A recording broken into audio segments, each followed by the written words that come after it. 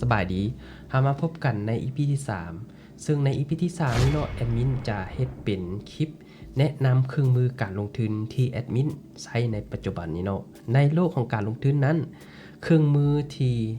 เราจะใช้ในการลงทุนแม่นมีหลากหลายฉะนั้นท่านก็ควรเสาะหาเครื่องมือนั้นเพื่อให้เหมาะสมกับตัวท่านเนาะ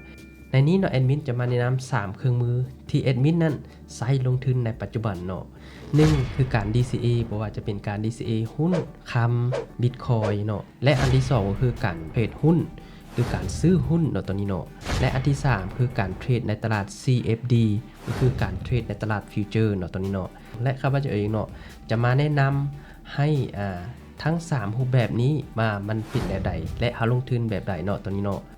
สำหรับอันที่1คือการ DCA เนาะตัวนี้เนาะ DCA แม่นหยังในภาษาของการลงทุนเขาจะเอิ้นว่า Dollar Cost Averaging เนาะคือการลงทุนในแต่ละเดือนโดยจะใช้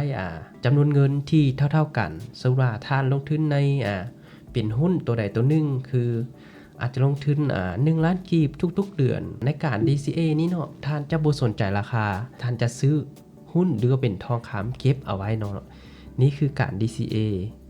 การ DCA นี้เนาะเราควรเลือกสินทรัพย์ที่มันมีความมั่นคงและปลอดภัยเนาะบ่ว่าจะเป็นทองคำบ่เป็น Bitcoin บ่หรือเป็นหุ้นที่คิดว่ามันมั่นคงเนาะตอนนี้เนาะ DCA นี้เนาะเหมาะกับนักลงทุนมือใหม่และมือเก่าเพราะว่า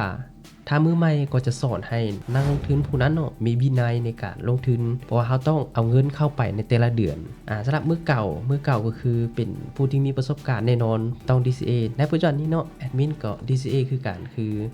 ได้เงินมาแต่ละเดือนอาจจะบ่น้อยบ่หลายก็ใส่เข้าไป DCA คือ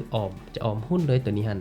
น้อยหลายบ่ว่าอาจจะเป็นล้าน1 500,000 2ล้าน3ล้านคือจะซื้อในทุกๆเดือนของวันที่5เลยตัวนี้หั่นโดยจะบ่สนใจราคาหุ้นว่าจะขึ้นหรือลงเมื่อฮอดวันที่5เราจะซื้อเลยตัวนี้เนาะในการลงทุนรูปแบบที่2คือการซื้อหุ้นตัวนี้หั่นการซื้อหุ้นเนี่ยแอดมินจะซื้อแบบเป็นสปอตก็คือจะเทรดเป็น leverage 1 ต่อ 1ก็คือเฮามีเงินเท่าใดเฮาก็ลงเท่านั้นเนาะจะแตกต่างจากการใช้ leverage เดี๋ยวแอดมินจะอธิบายในเครื่องมือที่3สำหรับการใช้ leverage เนาะตัวนี้เนาะในการลงทุนเทรดหุ้นแบบนี้เนาะเราต้องใช้ความรู้ทางด้านเทคนิคอลและ fundamental ต้องใช้ความรู้ทางด้านพื้นฐานของบริษัทและก็เทคนิคในการเข้าซื้อขายในนี้เนาะแอดมินจะมาอธิบายสมมุติตัวนี้เนาะเป็นหุ้นของ Apple ตัวนี้หั่นตัวนี้สมมุติว่าตัวนี้เนาะเป็นหุ้นของ Apple เฮาจะบ่ซื้อในจุดที่ราคามันสูงสุดแต่เฮาจะรอย่อให้ราคาย่อแล้วค่อยซื้อเนาะเฮาจะใช้เส้นของค่าเฉลี่ยตัวใดตัวหนึ่งที่เฮาแบบชำนาญสำหรับแอดมินมันจะใช้เป็นฟิโบในการวัดเข้าออกเนาะตัวนี้เนาะสมมุติตัวนี้เนาะเฮาจะบ่ซื้อในปัจจุบันเนี่ยเฮาจะรอซื้อช่วงที่มันมาปิดแก็ปตัวนี้บ่หรือว่าจะซื้อในช่วงที่มันเป็นดีมานด์อยู่แท่งนี้เนาะนี่คือเทคนิคในการเข้าซื้อ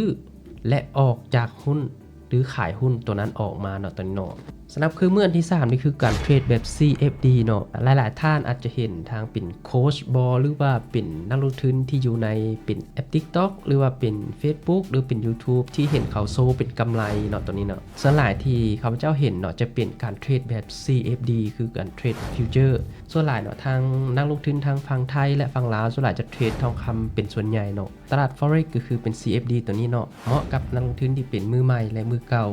สำหรับนักลงทุนที่เป็นมือใหม่เนาะแอดมินแนะนำให้เทรด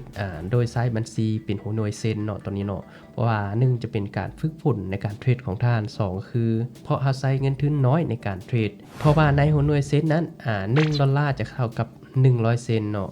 และ100ดอลลาร์จะเท่ากับ10,000เซนฉะนั้นมันก็เหมาะให้เฮาในการแก้ไม้ต่างๆในการเทรดเนาะตัวนี้เนาะสำหรับโบรกเกอร์ที่ใช้ในการเทรดเนาะแอดมินแนะนำเป็นโบรกเกอร์ XNet เนาะเพราะว่าเหตุผลที่ต้องเลือก XNet เพราะว่า1ราคาสเปรดจะต่ำสุดเลยตัวนี้หั่นและมีความมั่นคงปลอดภัยของเงินทุนของเฮาเนาะตัวนี้เนาะแนะนำให้เลือกโบรกที่มีลายเส้นโบรกใหญ่ๆตัวนี้เนาะเพราะว่าป้องกันเงินทุนของเฮาหายเนาะตัวนี้เนาะและสำหรับท่านใดที่สนใจสมัครเปิดบัญชีเนาะสามารถคลิกลิงก์ด้านลุ่มของวิดีโอนี้ได้ถ้าท่านใดเนาะสมัครตามลิงก์ IB ของแอดมินเนาะแอดมินจะดูแลให้ทั้งหมดบ่ว่าจะเป็นเรื่องการฝากถอนการยืนยันตัวตนและถ้าท่านใดมีปัญหาในการฝากการถอนสามารถทักหาแอดมินได้ตลอดเวลาตัวนี้หั่นทั้งหมดที่แอดมินแนะนำมาทั้ง3รูปแบบของการลงทุนนั่นเนาะอย่าลืมว่าทุกการลงทุนมีความเสี่ยงท่านต้องศึกษาความรู้ก่อนการลงทุนลงเงินทุกครั้งเพ ราะว่าในโลกการลงทุนมันบ่ได้มาง่ายๆและมันก็บ่ยากเกินกว่าความพยายามของเราเนาะตอนนี้เนาะแล้วเรามาพบกันใน EP ที่4ก็คือใน EP ที่4แอดมินจะมาเว้าถึง mindset ของผู้ที่ประสบผลสำเร็จและผู้ที่ล้มเหลวมันเป็นแบบใดเนาะแล้วเรามาพบกันใน EP ที่4คือแนวคิดของนักลงทุน